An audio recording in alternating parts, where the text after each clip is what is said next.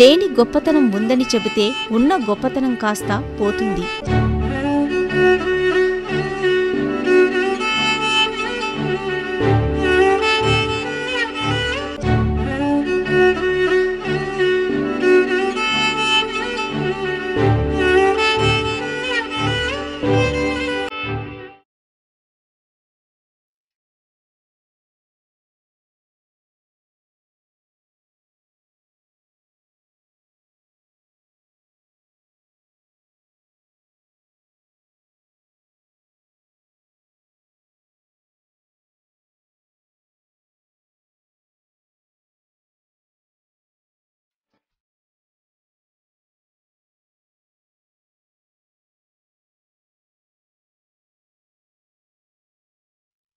కార్తీక మాసం శివకేశవులిరువురికి అత్యంత ప్రీతిపాత్రమైన మాసం.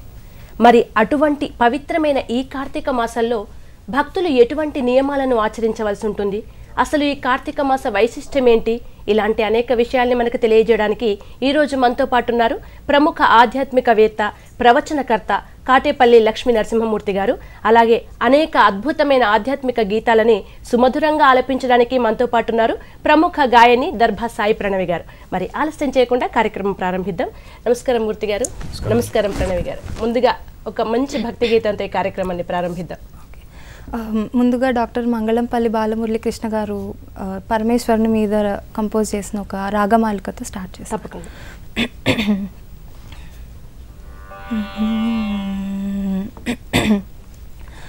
పరమేశ్వర వర భక్తవ శంకర హర హర శంభో గిరిజారమణ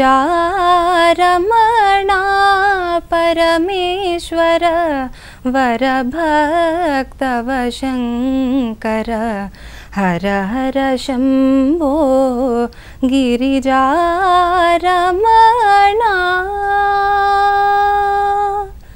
తిరముగమా హృదయారవిందమున తిరముగమా హృదయారవిందమున వరదావసింపుము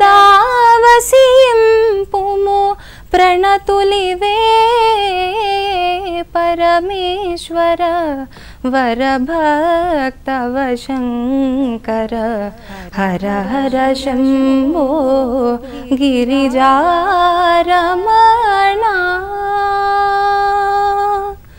గంగాధర కమనీయ జటాధర గంగాధర కమనీయ జటాధర అంగజారీ సారంగ శశిధర గంగాధర కమనీయ జటాధర అంగజారీ సారంగ శశిధర మంగళాంగా మురళీరవ మోహన మంగళాంగా మురళీరవ మోహన శంభో హర హర సాంబ సదా శివ పరమేశ్వర వరభక్తవ శంకర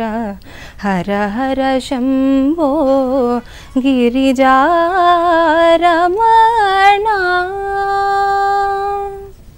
చాలా అద్భుతంగా ఉందండి. మీరు అన్నట్టుగా బాలమురళీకృష్ణ గారి గురించి చెప్పాల్సిందేం లేదా, ఆయన ఆ సంగీత స్రష్ట, అట్లాంటి వ్యక్తి రాగమాలికలో ఆలపించిన ఒక అద్భుతమైన గీతాన్ని ఆలపించినందుకు ధన్యవాదాలు. మూర్తి గారు, ఇప్పుడు ఒక అద్భుతమైన పాటని విన్నాం మనం. శివుడి గురించే చెప్పుకుంటే కార్తీక మాసంలో శివాలయాలకు భక్తులు పోటెత్తుతూ ఉంటారు, అందరికీ తెలిసిందే. ముఖ్యంగా శివుడికి చాలా ఇష్టమైన మాసం శివకేశవులు ఇద్దరిలోనూ కూడా. ఒక్కసారి మాకు కార్తీక మాసంలో ఆ వైశిష్టానికి కారణం ఏంటి, ఎందుకు ఎక్కువగా శివాలయాలకు వెళ్లాల్సి ఉంటుంది, అవి వివరిస్తారా? నమస్కారం. శ్రీ మాతాపితృభ్యో నమః, గురుభ్యో నమః. కార్తీక మాసం రెండు రకాలుగా పిలుస్తారు. పౌర్ణమి నాడు కృత్తికా నక్షత్రం వస్తుంది కాబట్టి ఈ మాసాన్ని కార్తీక మాసం అంటారు. కార్తీక మాసం మన సంవత్సర కాల జీవన పరిమాణంలో 8వ నెల 4వ ఋతులో సగభాగం. అయితే ఈ సంవత్సర కాలాన్ని ఒక జీవితకాలంగా భావిస్తే వసంత ఋతువు బాల్య వ్యవస్థ. వసంత ఋతువులో చెట్లు చిగురుస్తాయి, ఆకులు పూలు మొగ్గలు మొదలవుతాయి, బాల్య దశగా నడుస్తుంది. తర్వాత రెండవది గ్రీష్మ ఋతువు, కౌమార వ్యవస్థ. కౌమార అవస్థలో బాల్య దశ నుంచి యవ్వన దశకు మధ్యలో శరీర సంపుష్టి కలిగే సమయం. ఈ దశలో భావాలు భాషలు శారీరక మానసిక అభివృద్ధి జరిగే సమయం. ఈ సమయంలో మనకు గ్రీష్మ ఋతువు వస్తుంది. గ్రీష్మ ఋతువును ఆ దశగా ఎందుకు భావిస్తారంటే గ్రీష్మ ఋతువులో చైతన్య శక్తి ఎక్కువగా ఉంటుంది. ఆ చైతన్య శక్తి ఎట్లా అయితే ఉంటుందో రాబోయే యవ్వనానికి బీజాలు పడి కౌమార వ్యవస్థ సక్రమంగా రూపుదిద్దుకుంటుంది. తర్వాత వచ్చేది వర్ష ఋతువు. వర్ష ఋతువు యవ్వన వ్యవస్థ లాంటిది. యవ్వన వ్యవస్థలో పూర్వదశ అనుకుందాం. అయితే ఆ వర్ష ఋతువులో వర్షాలు రావటం చేత మన భూమి పులకరించి మొలకలు పుట్టి చెట్లు పువ్వులు అన్నీ తయారు కావటానికి ఒక పరిస్థితి ఏర్పడుతుంది. ఆ సమయంలో ఈ సంవత్సరకాల జీవన వ్యవస్థలో అది యవ్వన కాలంగా ఎందుకు భావిస్తున్నారంటే స్త్రీలకు, ముఖ్యంగా స్త్రీ జనాలకి సంతాన సమయం అది. అట్లాగే భూమాత తన సంతానాన్ని ప్రభవింపజేస్తుంది. ఆ దశలో పూర్ణంగా సీమంతోన్నపనైన ఒకటి అంటారు మనకు, మన గర్భిణీలకు చేసే ఒక సంస్కరణ. అట్లాగే భూమి మీద ఆ వర్ష ఋతువులో వచ్చే వర్షాల వల్ల చిగురించిన కొత్తగా పుట్టిన మొలకలు కానీ ఏవైనా కొత్త తేజంతో పెరిగి పంటలు పండటానికి తయారవుతాయి. అదే సమయంలో వచ్చే ఉధృతి కూడా ఉంటుంది. వరదలు, తుఫాన్లు ఇలాంటివి మనం వింటుంటాం. అట్లాంటివి యవ్వన దశలో కూడా చాలామందికి భావావేశాలు, ఉద్వేగాలు వస్తుంటాయి. ఈ 3 దశలు దాటిన తర్వాత వచ్చేది శరదృతువు. శరదృతువులో మొదటి మాసం ఆశ్వీజ మాసం. అప్పటిదాకా వర్షాలన్నీ తగ్గిపోతాయి. వర్షాల తీవ్రత తగ్గి చంద్రుడు ప్రశాంతంగా, శరత్చంద్రుడు అంటారు.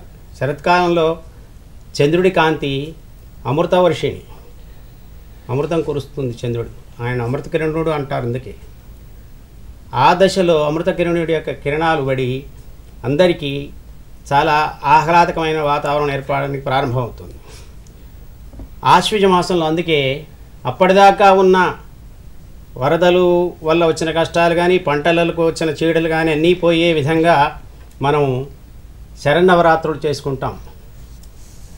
ఆశ్వీజ మాసంలో దసరాకు ముందు 9 రోజులు ఆ శరన్నవరాత్రులు అమ్మవారిని రకరకాలుగా మనం అర్చిస్తాం. ఆమె ప్రకృతి మాత. ఆ ప్రకృతి మాత ఆదేశం ప్రకారంగా తర్వాత ప్రకృతిలో జరిగే అన్ని కార్యక్రమాలను నిర్వహించటానికి శివకేశవులు శరదృతువులో 2వ నెల అయిన కార్తీక మాసంలో చాలా ఆనందంగా ఉండి ప్రపంచానికి సంతోషాన్ని అందించటానికి మన భూమి మీద ప్రతి జీవిలో, ప్రతి నిర్జీవ జీవ పదార్థాల్లో కూడా చేరి సుఖ సంతోషాలను ఇస్తారు శివకేశవులు. అది కార్తీక మాసం ప్రాధాన్యత. ఎందుకంటే శివకేశవులు అభేదం వాళ్ళది, వాళ్ళిద్దరు వేరు కాదు. ఒకళ్ళే ఉంటారు అని భగవంతుడిని మనకు తెలుసు. పేర్లు వేరని తెలిసిన వాళ్ళు వేదాంతులు రకరకాలుగా చెప్తారు.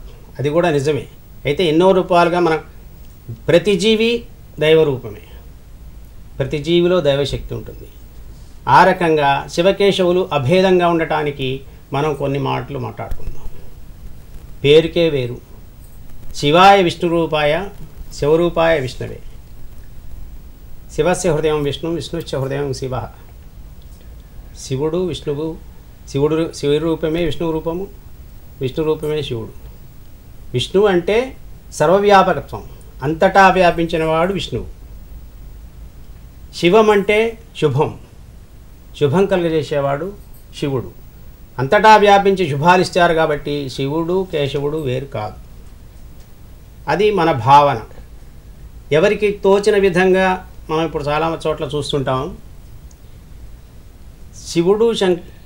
శివుడు కేశవుడే కాకుండా అమ్మవారు, ముఖ్యంగా అమ్మవారి ఆదేశమే ఇదంతా. ప్రపంచమంతా దేవమాత యొక్క ఆ దివ్యశక్తి అయిన శ్రీమాత యొక్క అనుజ్ఞతోటే నడుస్తుంది. అందులో వీరిద్దరూ ఏకమై కార్తీక మాసాన్ని శోభలుగా రాజబలి చేస్తారు. అది ఎట్లా అంటే, కార్తీక మాసం యొక్క ప్రత్యేకత ఏమిటంటే వర్షాలు ఎక్కువగా ఉండవు, చలి ఎక్కువగా రాదు. ఇప్పుడే దీపావళితో మొదలవుతుంది. మన పాత రోజులు అనేవాళ్ళు దీపావళికి దీపం అంత చలి అని. దీపావళికి మొదలైన చలి కొత్తగా ఉంటుంది, కొద్దిగా ఉంటుంది. ఎండలు ఎక్కువగా ఉండవు, వర్షారౌతు అయిపోయి వర్షాలు రాకుండా ఉంటాయి. మన ప్రతి జనానికి, ప్రతి జీవికి ఆనందంగా ఉండే సమయం ఇది. ఆనందంగా ఉండే సమయంలో పూజలే ఎందుకు చేస్తున్నారు ఎక్కువగా అనేది మనకు దాన్ని ఆలోచించాల్సి వస్తే, మూర్తి గారు ఇప్పుడు ఆనందంగా ఉన్న సమయంలో పూజలే ఎందుకు చేస్తామనే విషయాన్ని మనం సాయి ప్రణవి గారు ఒక పాట తర్వాత తెలుసుకునే ప్రయత్నం చేద్దాం. ప్రణవి గారు ఒక మంచి పాట. ఇప్పుడు ఒక రామదాసు కీర్తన విష్ణుమూర్తి మీద పాడతాను.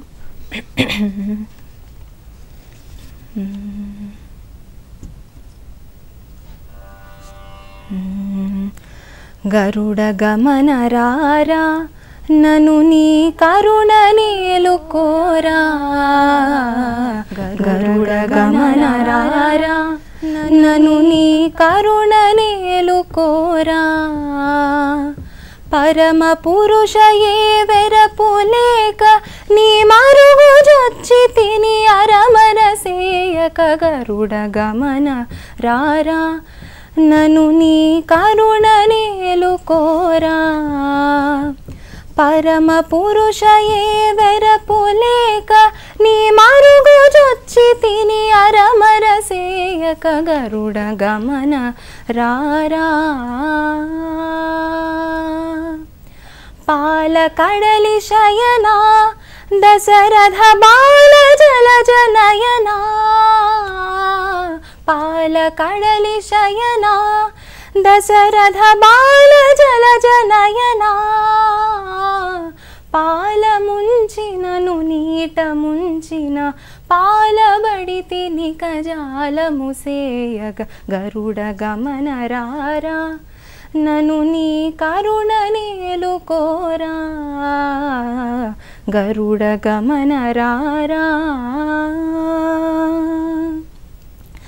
ఇంత పంతమేలా భద్రగిరీశవర కృపాలా, ఇంత పంతమేలా భద్రగిరీశవర కృపాలా, చింతలణచి శ్రీరామదాసుని అంతరంగపతి వైరక్షింపుము, గరుడ గమన రారా నను నీ కరుణ నేలుకోరా, పరమ పురుష ఏ వెరపు లేక నీ మరుగు జొచ్చి తిని అరమర సేయక, గరుడ గమన రారా. ప్రణవి గారు ఇప్పట్లాగే ఎంత సుమధురమైన గాత్రం మీది, ఆ భగవంతుని వరం అనుకోవచ్చు. అద్భుతమైన గాత్రం నుండి అంతే అద్భుతమైన రామదాసుల వారి కీర్తన వినిపించినందుకు ధన్యవాదాలు. మూర్తి గారు కాస్త బ్రీఫ్గా చెప్పండి, అసలు ఇందాక మనం చెప్తున్నాం కదా ఆనందమైన మాసంలో పూజలు ఎందుకు చేయాలి అనేది. ఏ జీవికైనా ఆనందం వచ్చినప్పుడు సంయమనం తగ్గుతుంది, అంటే కంట్రోల్ చేసుకోవటం. ఆనందం ఎక్కువైతే తన ఇష్టం వచ్చినట్టుగా ప్రవర్తించాలనే ఒక భావన కలుగుతుంది జీవిలో. దాన్ని ఒక సక్రమ మార్గంలో నడపటానికి దైవభక్తి చాలా ఉపయోగకరమైనది. అందుకనే మన పెద్దలు శాస్త్రాలు పురాణాలు అన్నీ చెప్పిన విధంగా కార్తీక మాసంలో ప్రతిరోజు ప్రతి క్షణం దైవభక్తితో దైవ కాంతులు విరాజిల్లే దీపకాంతులతో నడుస్తూ ఉంటుంది, మనందరికీ తెలుసు. దానికి రకరకాలుగా విధియ నుంచి మొదలు పెడితే, భగిని హస్త భోజనం నుంచి మొదలు పెడితే, రేపు వచ్చే చతుర్దశి నాడు మాస శివరాత్రి, అదే మహాశివరాత్రి అనుకుందాం, అంత గొప్పగా దానికి విలువ ఉంటుంది ఈ నెలలో. అప్పటిదాకా ప్రతిరోజు ఉత్సవమే, ప్రతిరోజు పూజలే. ఆ పూజలకి కొన్ని పద్ధతులు అంటూ ఉంటాయి. కార్తీక మాసంలో ఇంకా ఏ పూజలు ఎలా ఉంటాయి, ఏమి చేయాలనే కొన్ని విషయాలు మాట్లాడుకుందాం. ముఖ్యంగా కార్తీక మాసంలో స్నానం, జపం, దానం, దీపం ముఖ్యమైనవి. ఈ 4 చూస్తారు. స్నానం కేవలం బాహ్య పరిశుద్ధికి కాదు, అంతఃశుద్ధికి వీలుగా ఉండాలి. అందుకే మన వాళ్ళు ఏదైనా శ్లోకం కానీ భగవన్నామస్మరణ చేస్తూ కానీ స్నానం చేయాలని చెప్తారు. స్నానం వల్ల బాహ్యశుద్ధి కాకుండా మనసు, ఆత్మను ఎవరు పరిశుద్ధి చేయాల్సిన ప్రయత్నం, ఆత్మ ఎప్పుడు పరిశుద్ధే. మన మనసుని, చిత్తాన్ని ఒక నిగ్రహ శక్తితో ఉండేటట్టుగా స్నానం పనిచేస్తుంది. ముఖ్యంగా ఆరోగ్యాన్ని కాపాడుతుంది స్నానం. ఆ స్నానానికి కూడా మన వాళ్ళు కొన్ని నియమాలు చెప్పారు. సూర్యోదయానికి ముందు 5 గడియల లోపు, గడియ అంటే 24 నిమిషాలు, దాన్ని బ్రాహ్మీ ముహూర్తంగా చెప్తారు. బ్రాహ్మీ ముహూర్తంలో దైవ ప్రార్థనతో మేల్కొని కారకృత్యాలు తీర్చుకొని స్నానం చేయాలి. ఆ స్నానం చేయటానికి కూడా వీలైతే నదీ స్నానం చాలా ముఖ్యం. దగ్గరలో నదులు, జీవనదులు ఉంటే జీవనదుల్లో స్నానం చేయాలి. ఆ జీవనదుల్లోకి వెళ్ళిన తర్వాత కూడా ఆ నదీమాతకు నమస్కారం చేసుకొని నదిలోకి ఒడ్డున కొద్దిగా నీళ్ళలోకి దిగి మొలలోతు నీళ్ళలో నిలబడి స్నానం చేయాలి. ఆ స్నానం చేస్తూ కూడా భగవద్ధ్యాసతోనే చేయాలి. అది ముఖ్యమైనది. నదులు అందరికీ వీలుబాటులో ఉండవు కాబట్టి సూర్యభగవానుడు, మన పెద్దలు చెప్పినట్లుగా సూర్యభగవానుడు ఏం చేస్తాడంటే, ప్రతిరోజు సూర్యాస్తమయం అయ్యే సమయంలో తన శక్తిని మొత్తం నీళ్ళల్లో నిక్షిప్తం చేసి ఆయన పక్కకు వెళ్తాడని కొందరు చెప్తారు. అంటే సూర్యాస్తమయం నుంచి మళ్ళీ తెల్లవారిన దాకా జలంలోనే సూర్యశక్తి ఉంటుంది. అందుకే మనం ఎప్పుడైనా తెల్లవారుజామున 4 గంటల నుంచి 5 గంటల మధ్యలో స్నానం చేస్తే ఆ ఆనందం చెప్పనలవి కానీ అంత ఆనందంగా ఉంటుంది. ఆరోగ్యం కూడా అంత గొప్పగా ఉంటుంది. మన వాళ్ళు వెనకటి నుంచి చెప్పింది కూడా బ్రాహ్మీ ముహూర్తంలో లేచి స్నానం చేయమనేది. అందుకే అందులో కార్తీక మాసంలో ఇంకా ముఖ్యమైనది. అలా స్నానం చేసి, స్నానం తర్వాత మామూలుగా శుచి అయిన వస్త్రాలు కట్టుకొని దేవతార్చన మొదలుపెట్టాలి. దేవతార్చన అంటే దేవుడికి పూజ చేయటం. అక్కడ ముఖ్యమైనది గాయత్రి జపం. సరే, అందరికీ గాయత్రి జపం అంటే గాయత్రి మంత్రమే రావాల్సిన పని లేదు. ఆ శ్రీమాతను, ఆ దేవిని, మహాదేవిని మనసులో పెట్టుకొని నమస్కారం చేసుకుంటే చాలు. దాన్ని జపం చేసేవాళ్ళు ఏం చేస్తారంటే అష్టోత్తర శతం కానీ సహస్రం కానీ అట్లా వాళ్ళు ఒక పద్ధతిలో ఎప్పుడు చేయాలి? ఇది సూర్యోదయానికి ముందు 2 గడియలకు ముందు మొదలు పెట్టుకోవాలి. అప్పటికి జపం అయిపోయేసరికి ఆ 2 గడియలు పూర్తవుతాయి. అప్పుడు సూర్యోపాస్థానం చేస్తారు. సూర్యుడికి నమస్కారం చేసి అర్ఘ్యప్రదానం చేస్తారు సూర్యుడికి. అట్లా అర్ఘ్యప్రదానం చేసేసరికి శివకేశవులు, సూర్యుడు ఎవరో కాదు, ప్రత్యక్ష దైవం. ఆ ప్రత్యక్ష దైవాన్ని కన్నుల్లో కలిగిన వారు శివకేశవులు. కుడి కన్ను శివుడికైనా విష్ణుమూర్తికైనా కుడి కన్ను సూర్యభగవానుడే. ఆయనకు అర్ఘ్యప్రదానం చేయడం పూజలో ముఖ్యమైనది. ఆ స్నానం తర్వాత ధ్యానం, ఇంకా చాలా తపం అవన్నీ ఉంటాయి. అవి ఒక్కొక్కటికి ఒక్కొక్క రకంగా ఉంటాయి. దాని తర్వాత ఇంకా ముఖ్యమైనది దీపారాధన. కార్తీక మాసంలో దీపారాధన చాలా ముఖ్యమైనది. దీపం అంటే వెలుగు. వెలుగు అంటే చాలా రకాలుగా మనం మాట్లాడుకోవచ్చు. జ్ఞానం, బుద్ధి, జ్ఞానం అన్నీ దీపమే. దీపం ఇచ్చే వెలుతురే. దాన్ని ప్రతీకగా, దీపం ఇచ్చే వెలుగును ప్రతీకగా మనం తీసుకోవాలి. జ్ఞానం, చీకటిలో మనం దీపం వెలిగించగానే ఆ చీకటి పారిపోతుందంటే లేకుండా పోతుంది. ఆ చీకటి అనే అజ్ఞానం మనలో చాలా అజ్ఞానం ఉంటుంది ప్రతి జీవిలో. అందులో మానవుల్లో నాకు చాలా తెలుసుకునే వాళ్ళకి చాలా అజ్ఞానం ఉంటుంది, వాళ్ళకి తెలియంది. అట్లానే ఆ అజ్ఞానం అనే చీకటి తొలగాలంటే దీపం వెలిగించుకొని ఆ దీపాన్ని దృష్టిలో పెట్టుకొని మన జ్ఞానం అనే దీపాలను మనలో వెలిగించుకోవాలి. మన లోపల ఉండే చీకటి ఏంది, మన తప్పులు ఏం చేస్తున్నాం, మనకి ఏం తెలియదు, దాన్ని ఆత్మవిమర్శ చేసుకొని ఆ దీపకాంతుల్ని మనలో నిలుపుకొని మనం మంచిగా ఉంటూ అందరికీ మేలు జరిగేట్టుగా ప్రవర్తించాలని దీపారాధన యొక్క ముఖ్య ఉద్దేశం. ఆ దీపాలకి ఇంకా దీపదానం చాలా ముఖ్యమైనది. దీపాన్ని వెలిగించి నమస్కారం చేయటం ఒకటి, దీపదానం ఇంకా ముఖ్యం. దానం ఎందుకంటే దీపం మనం వెలిగిస్తే ఇక్కడి వరకే, మన వరకే వెలుతురు. అదే దీపాన్ని వెలిగించి ఒకళ్ళకి ఇస్తే వాళ్ళు ఇంకొక చోట పెట్టుకుంటారు, వాళ్ళు మళ్ళీ దీపం వెలిగించి మళ్ళీ దీపదానం చేస్తారు. అలా కాంతులను వ్యాపింపజేస్తారు. కాంతులను వ్యాపింపజేయటం అంటే జ్ఞానాన్ని వ్యాపింపజేయటమే. జ్ఞానం అంటే మంచితనాన్ని చెప్పేదే జ్ఞానం. మంచితనం లేకుండా వచ్చేది అజ్ఞానం. చెడు, మంచి, ఈ రెండు. ఈ చెడును తొలగించే కిరణాలే జ్ఞానం. ఆ జ్ఞానాన్ని ఇచ్చేవే దీపాలు. ఓకే మూర్తి గారు, మరిన్ని విషయాలు మీ నుండి తెలుసుకోబోయే ముందు ప్రణవి గారు మరొక అద్భుతమైన పాట మీ నుండి. ఇప్పుడు ఒక రాగమాలిక భజన తప్పదాను.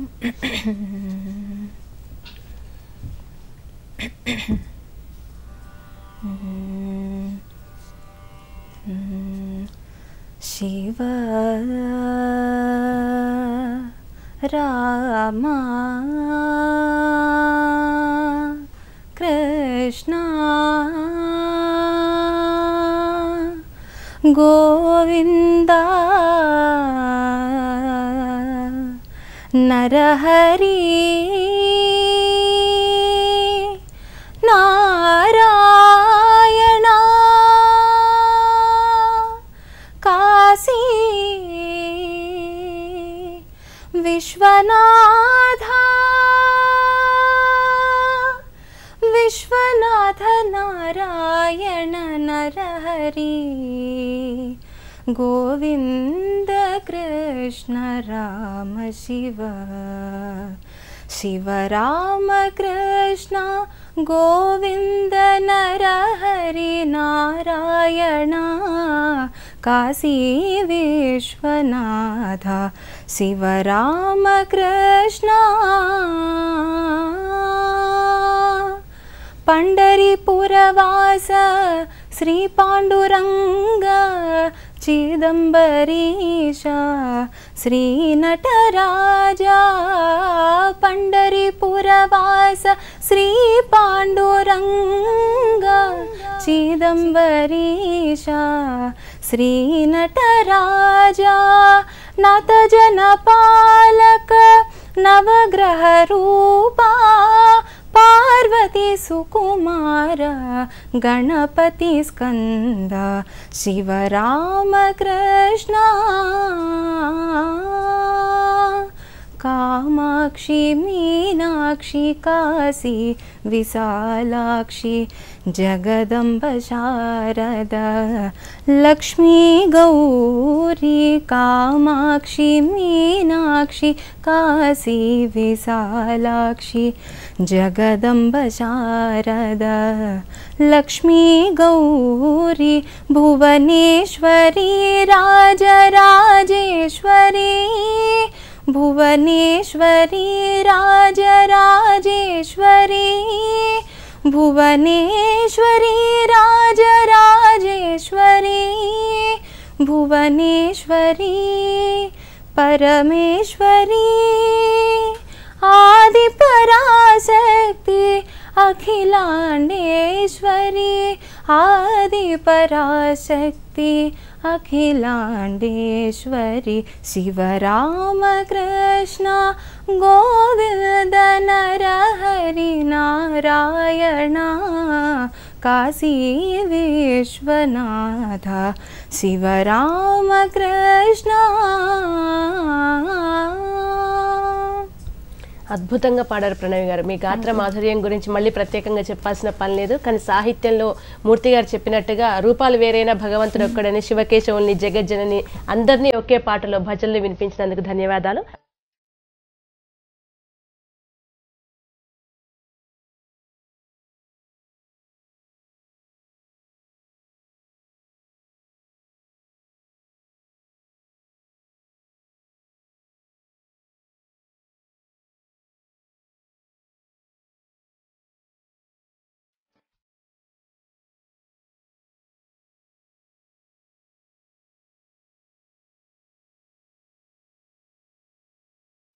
మూర్తి గారు, మనం ఇందాక మాట్లాడుతున్నట్టుగానే కార్తీక మాస వైశిష్టాన్ని గురించి పూర్తిగా వివరించడం. సరేనండి. ఇప్పటిదాకా మనం నాదశరీరైన పరమేశ్వరుని స్తోత్రాలను విన్నాం చక్కగా. నాదానికి పరమాత్మ వశుడై ఉంటాడు. అందుకే పరమాత్మకు నాదంతో పాటు ఆయన నాదం వినపడితే శివతాండవం చేస్తాడు పరమేశ్వరుడు. అలాంటి మంచి నాదాన్ని వినిపించిన వారికి ధన్యవాదాలు. పరమేశ్వరుడు నాదశరీరుడు.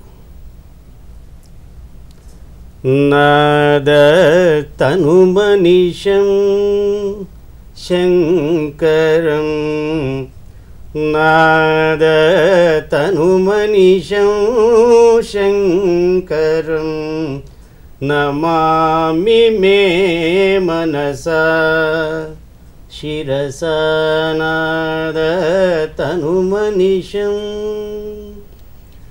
మోదకరా నిగమోత్తమా సామవేదసారం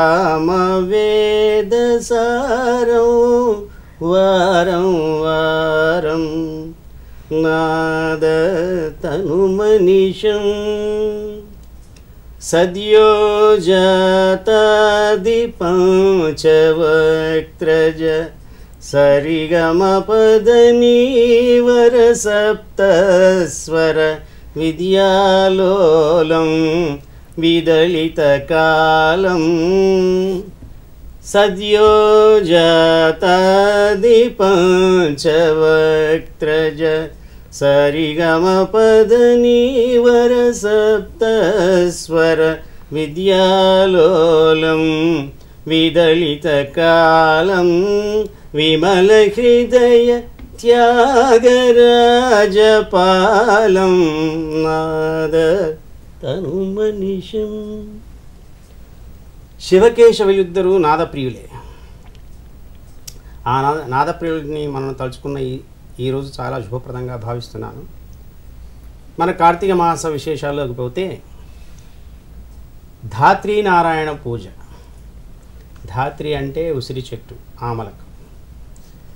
ఆ ధాత్రీ నారాయణ పూజ చాలా పుణ్యప్రదమైనది కార్తీక మాసంలో.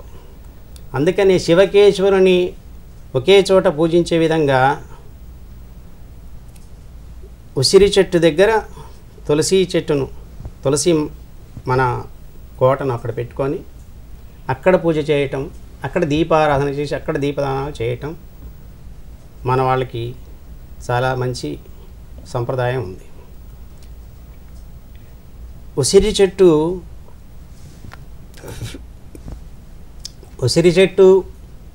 కేశవుడైతే తులసి చెట్టు శివుడు, ఉసిరి చెట్టు శివుడైతే తులసి చెట్టు కేశవుడు. ఈ శివకేశవ భేదం ఒక్క రెండు మాటలు చెప్పుకుందాం. భూతప్రీతి, భూతదయ పరమాత్ముడిలో ఉంటుంది. దీనదయాలో దేవదయాలో దీనపరాదయ దేవదయాలో భూతదయాపరులు వారు. ఏ దేవుణ్ణి చూసినా మనం ముఖ్యంగా శివకేశవుల్ని చూస్తే మానవులొక్కటే మనం పూజిస్తున్నాం, మిగిలిన జీవులన్నీ వాళ్ళతోనే ఉన్నాయి. పాము పరమేశ్వరుడికి ఆభరణం, కేశవుడికి పానుపు, శేషతల్పశాయి ఆయన. తర్వాత వాహనాలు, గద్ద విష్ణుమూర్తి వాహనం, ఎద్దు శివుడి వాహనం. ఇలా చూస్తూ పోతే ప్రతి జీవి భగవంతుడి దగ్గరే ఉంటూ సేవ చేస్తున్నారు. అవి చాలా విషయాలు చెప్పుకోవాల్సిన అవసరం లేదు, అందరికీ తెలిసినవే. అలా భూతదయను భగవంతుడిని పూజ చేస్తున్న మనము కూడా జీవకారుణ్య స్థితిని మనం అర్థం చేసుకొని వీలైనంత వరకు జీవకారుణ్యాన్ని మనం నిలుపుకుంటే భగవంతుడిని పూజించినట్టే. ఆ తర్వాత ఉసిరి చెట్టు దగ్గరికి వచ్చేసరికి, ఉసిరి చెట్టులో గోమాతలో ఎంతమంది అయితే అందరూ దేవతలు ఉంటారంటారు. అలాగే కార్తీక మాసంలో ఉసిరి చెట్టులో అందరూ దేవతలు అక్కడికి వచ్చి ఆవాహన చేయబడతారు, అక్కడే ఉంటారు. తులసీమాత పక్కనే ఉంటుంది. ఆ తులసి మాత పక్కన ఉన్నప్పుడు పూజ చేసి ధాత్రినారాయణ పూజ చేసిన తర్వాత ఉసిరికాయల మీద ఒత్తులు వేసి, ఆవు నెయ్యి వేసి, దీపాలు వెలిగించి దీపదానం అని చేస్తారు. ఆ దీపాలని ఇంకొకళ్ళకు దానం చేస్తారు. వాళ్ళు పూజ చేసుకొని వాళ్ళు ఇంకొకళ్ళకు దానం చేస్తారు. అలా దీపదానాలు చేయటం వల్ల జ్ఞానాన్ని పెంపొందించే యజ్ఞంలో మనమంతా సమిధలుగా పనిచేస్తున్నట్టు. అలా దీపదానం కార్తీక మాసంలో చాలా ప్రాముఖ్యత కలిగింది. ఆ ఉసిరి చెట్టు కేవలం ఉసిరి చెట్టు కాదు, పూజలకు పనికొచ్చే చెట్టు మాత్రమే కాదు. ఉసిరి చెట్టు గాలి తగిలిన, ఉసిరి కాయల రసం మనం ఆహారంగా తీసుకున్న శరీరంలో ఉన్న రకరకాల రోగాలన్నీ నయమవుతాయి. ఆ గాలి చెట్టు గాలి తగిలినా చాలు, ఆ ఉసిరికాయ రసం మనం ఆహారంగా తీసుకున్నా కూడా మనలో ఉన్న రోగ లక్షణాలన్నీ మాసిపోతాయి. చాలా ఆరోగ్యానికి చాలా మంచిది. అలాంటి ఉసిరి చెట్టును ధాత్రీనారాయణగా చెప్పి పూజ చేసే సంప్రదాయం మన దగ్గర ఉంది. కార్తీక మాసంలో అది చాలా శ్రేష్టమైనది. ఓకే గురువుగారు, మీ నుంచి కార్తీక మాసానికి సంబంధించిన మరిన్ని విశేషాలను తెలుసుకోబోయే ముందు ప్రణవి గారు ఇప్పట్లో ఒక మంచి పాట మీ నుండి.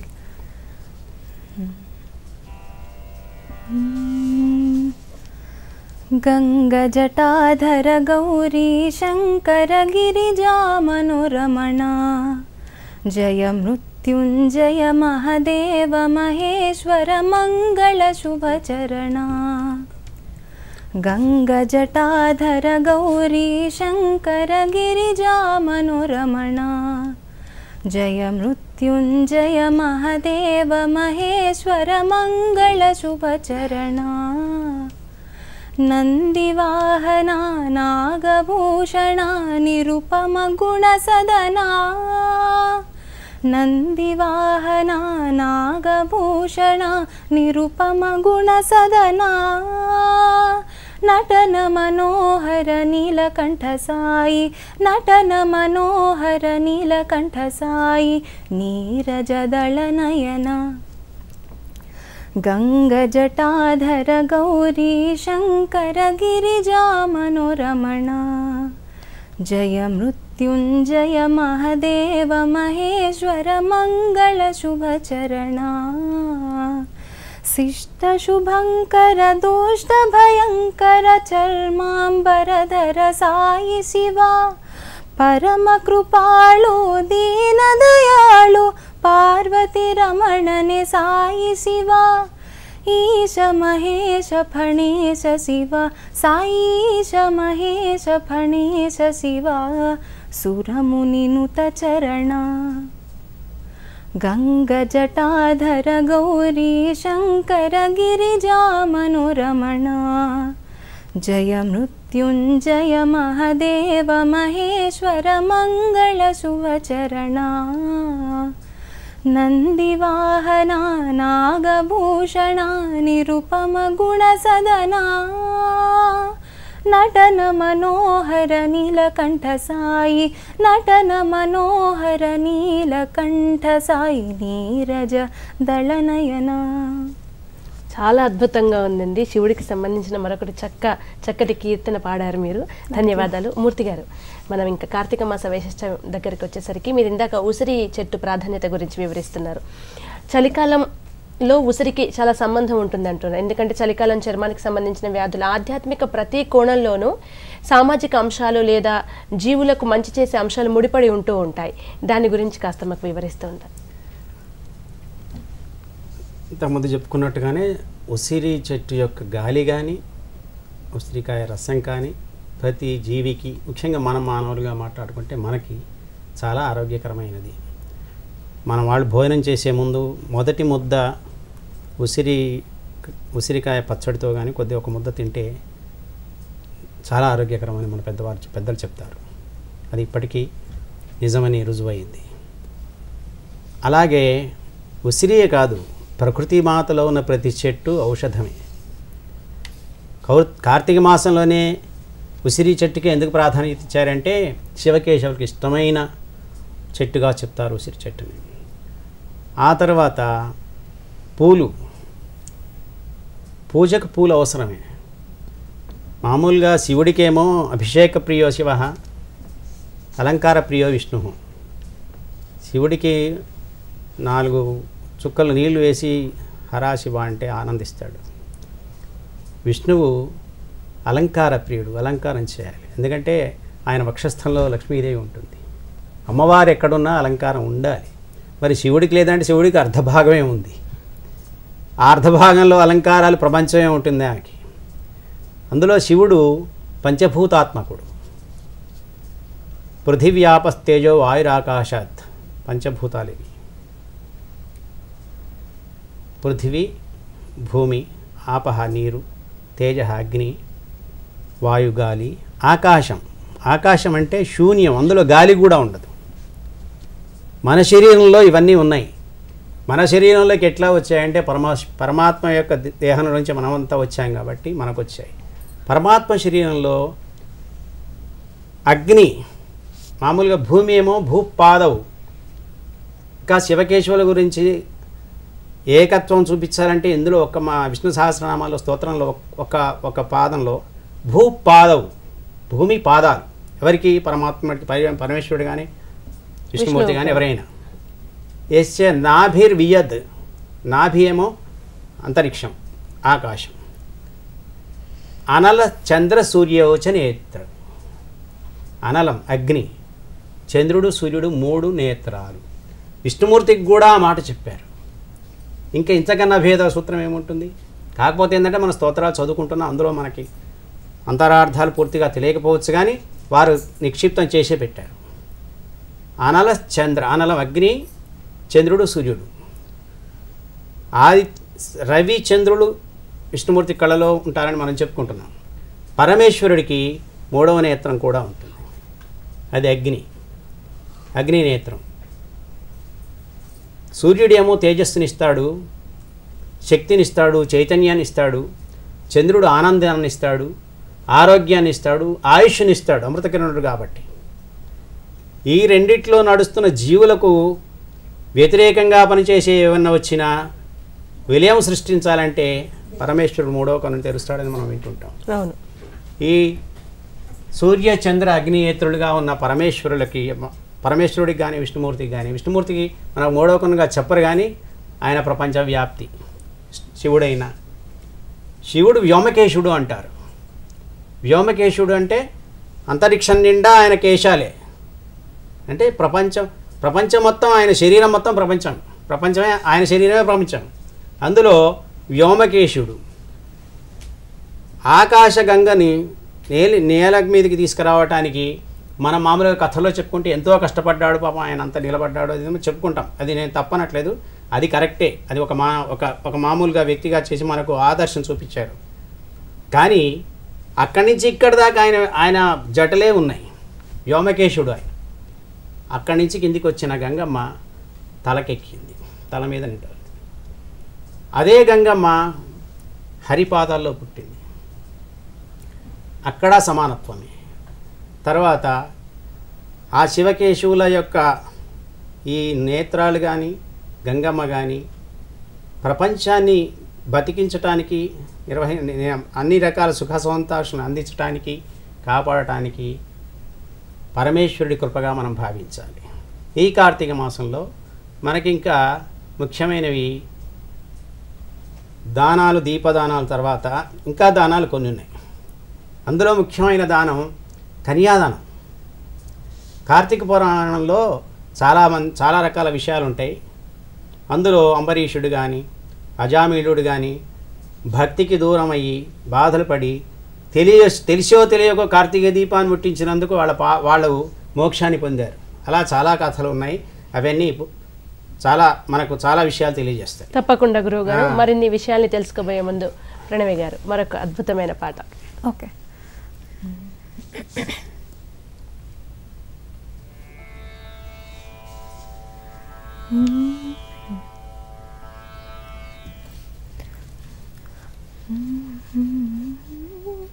మాధవా కేశవా మధుసూదనా విష్ణు శ్రీధరా పదనఖం చింతయామి యూయం. మాధవా కేశవా మధుసూదనా విష్ణు శ్రీధరా పదనఖం చింతయామి యూయం. మాధవా కేశవా మధుసూదనా వామన గోవింద వాసుదేవ ప్రద్యుమ్న రామ రామ కృష్ణ నారాయణాచ్యుత. వామన గోవింద వాసుదేవ ప్రద్యుమ్న రామ రామ కృష్ణ నారాయణాచ్యుత. దామోదరానిరుద్ధ దైవ పుండరీకాక్ష.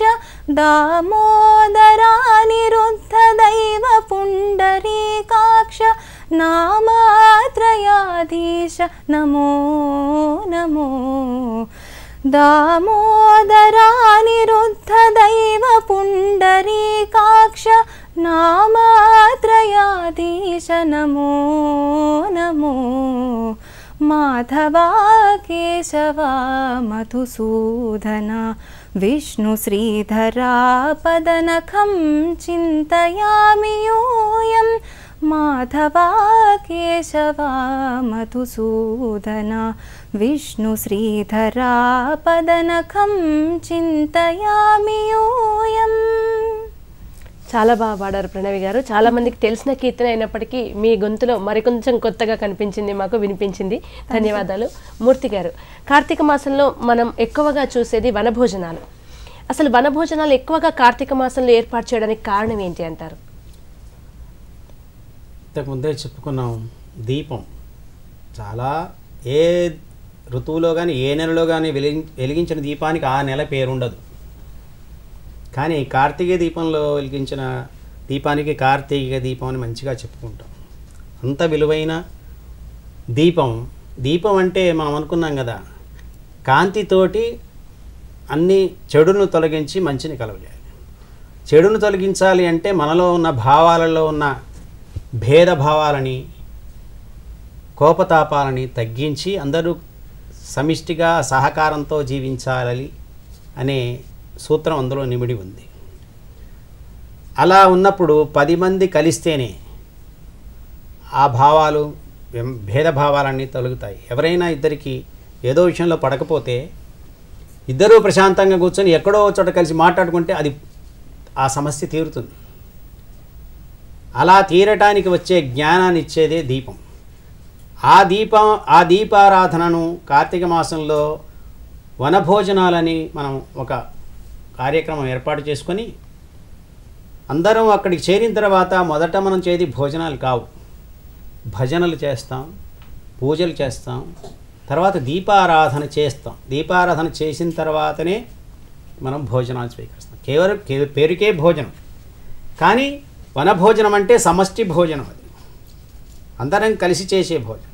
కలిసి చేయటం అంటే అందరిలో ఉన్న సహకార భావం ఏర్పడుతుంది, భేదభావాలు తగ్గిపోతాయి, వసుధైక కుటుంబం అనే సూత్రం నిజమవుతుంది. అందరం కలిసి ఉంటాం. మనం మొట్టమొదట మనం చూస్తే మన ఆత్మను పరిశీలిస్తే మన మనసు ఒకటి చెప్తే ఆత్మ దాన్ని అట్లా కాదు ఇట్లా చేయమని చెప్తుంది. ఇక్కడే ఒక భేదం కనపడుతుంటుంది. అప్పుడు మంచి ఆత్మ చెప్తుంది కాబట్టి ఆత్మ చెప్పినట్టుగా విని ముందుకెళ్తాం. తర్వాత పక్కన మన కుటుంబానికి వస్తే మన కుటుంబంలో ఉన్న నలుగురిలో, ఇద్దరిలో, ముగ్గురిలో కూడా ఒకళ్ళదొకళ్ళ భావం. ఇలా అందరిలో భావ భేదాలు ఉన్నప్పుడు వాటిని పరిశీలించేంత జ్ఞానం రావడానికి ఆ దీపాలు మనకు ప్రతీక. ఆ దీపాలను వెలిగించి అందరూ కలిసి అంతస్తులు, హోదాలు, వయస్సులు అన్నీ మరిచిపోయి ఆనందంగా భక్తి గీతాలు పాడుతూ, నృత్యం చేస్తూ, పరమేశ్వరుని స్తుతిస్తూ, కాసేపు పిచ్చాపాటి మాట్లాడుకొని అందరూ కలిసిన సామాజిక జీవనాన్ని. ఇంకొకటి ఇక్కడ ఏంటంటే ఇప్పుడు అవి లేవు. కులమిత భేదాలు ఏమీ లేకుండా అందరం ఒకటే మానవీయ భావనతో నడిచేవి వనభోజనాలు. ఆ వనభోజనాల్లో ఈ దీపం కలిసి భోజనం చేయటం, అక్కడ అందరూ ఒకే రకమైన భోజనం చేస్తారు. వేరువేరుగా ఎవరికి వీళ్ళకి వెళ్ళటం ఏముండవు. అందులో రుచుల కోసం చేయరు. అక్కడ అది ప్రసాదం, కార్తీక దామోదర ప్రసాదంగా భావిస్తాం. కార్తీక దామోదరు అన్నమాట వచ్చింది కాబట్టి మళ్ళీ ఒకసారి దాని విషయం చెప్పుకుందాం. దామోదరుడు అంటే విష్ణుమూర్తి అని మనకు పేరు.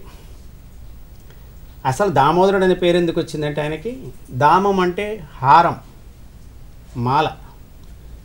తులసీమాల వేసుకున్నప్పుడు ఈ ఉదరం మీద ఉంటుంది ఆయనకి, దానికి అందుకని ఆయన దామోదరుడు అని ఒక రకం. ఇంకొకటి ఏంటంటే దామం అంటే చిన్న మచ్చ. ఆ మచ్చ ఎప్పుడు వచ్చింది ఆయనకంటే శ్రీకృష్ణుడు బాల్య దశలో ఉన్నప్పుడు ఆయన అల్లరి చేస్తుంటే ఆయన్ను ఆపలేక తల్లి ఒక రోటికి కట్టేస్తుంది. రోటికి కట్టేసి తాడును ఇక్కడ కడుతుంది. ఆ తాడు కూడా మళ్ళీ ఆమె కొడుకు ఎక్కడ ఇబ్బంది అవుతుంది, పూలతో అల్లిన తాడు కడుతుంది అక్కడ. ఆ పూలతో అల్లిన తాడుని ఇక్కడ కట్టితే అప్పటికీ ఆయన సుకుమారుడు కాబట్టి అక్కడ మచ్చ ఏర్పడుతుంది. ఆ మచ్చ కలిగిన ఉదరుడు కాబట్టి దామోదరుడు అని కూడా అంటారు. ఈ దామోదర శబ్దం కార్తీక దామోదరుడిగా మనం శివ కేశవుని ఇద్దరిని కలిపి పూజిస్తాం. శివకేశవుని ఇద్దరిని కలిసి పూజించే వనభోజనాలు అవి ఎన్నో యజ్ఞాల కన్నా గొప్పవి. వనభోజనాల్లో ఈ రోజులో సామాజిక జీవనానికి చాలా ప్రయోజకరాలు. భేదభావాలు తగ్గుతాయి. వనభోజనాల వల్ల ఆరోగ్యం నడుస్తుంది. ఇంకొకటి మనకు ఉపవాసం గురించి మాట్లాడలేదు ఇందాక. ఉపవాసం అంటే అసలే అర్థం ఏంటంటే వాసం అంటే నివసించటం. ఉపవాసం అంటే దగ్గరగా నివసించటం. ఉపవాసం అంటే తిండి లేకుండా ఉండటం అనేది కాదు. ఉపవాసం అంటే దగ్గరగా నిలబడటం, దగ్గరగా ఉండటం. ఎవరికి దగ్గరగా? భగవంతుడికి దగ్గరగా.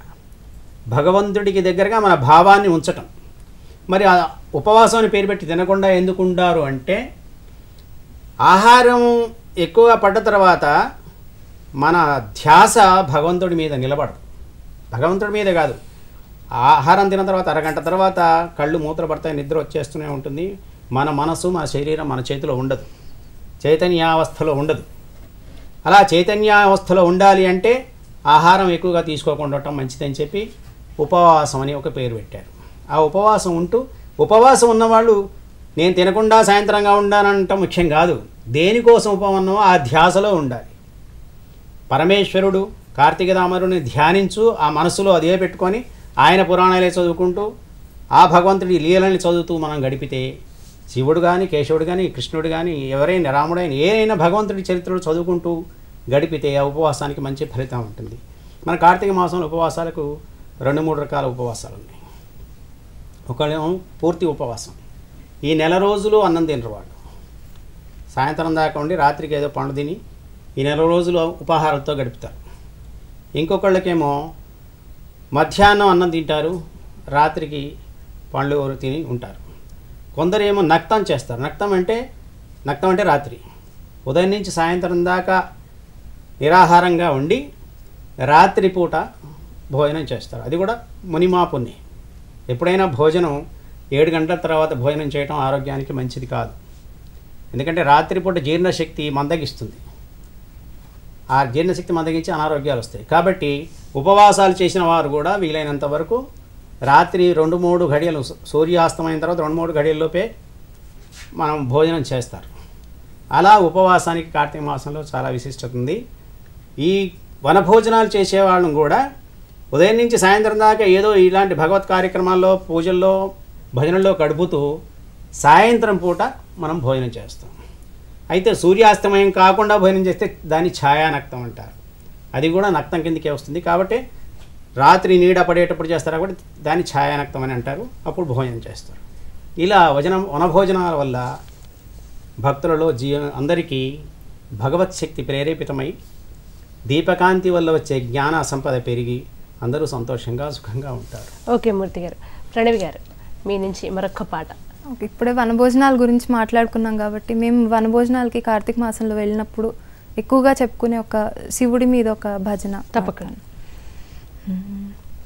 నమః పార్వతీ పతయే హర హర నమః పార్వతీ పతయే హర హర హర హర మహాదేవా హర హర మహాదేవా హర హర మహాదేవా హర హర మహాదేవా హర హర మహాదేవా హర హర హర హర మహాదేవా శివ శివ శివ శివ సదా శివ మహాదేవా సదా శివ సదా శివ మహాదేవా శ్రీశైలవాస శ్రీ మల్లికార్జున భ్రమరాంబా ప్రియ మనోహరా నందివాహన నాగాభరణ నందివాహన నాగాభరణ గంగాధరా హర జటాధరా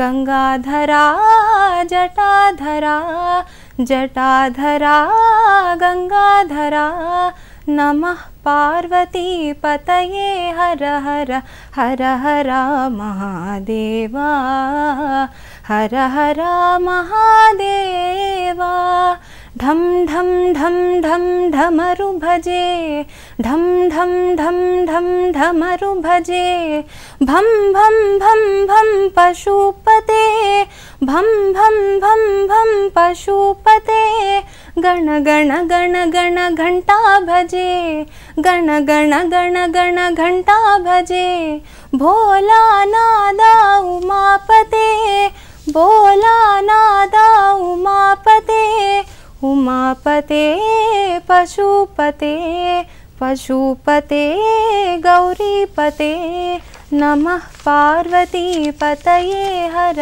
హర హర హర మహాదేవా హర హర మహాదేవా.